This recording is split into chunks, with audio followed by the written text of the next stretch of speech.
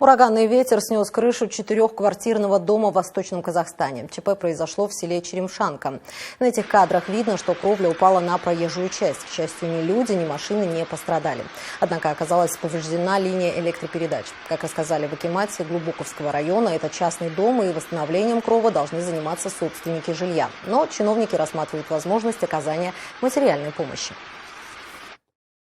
Есть такая программа оказания материальной помощи лицам, оказавшимся в сложной жизненной ситуации. Это при наличии справки с органов ЧС и так далее, что был штормовой ветер. Комиссия помогает собрать собственникам жилья документ, и им оказывается материальная помощь в размере до 100 МРП.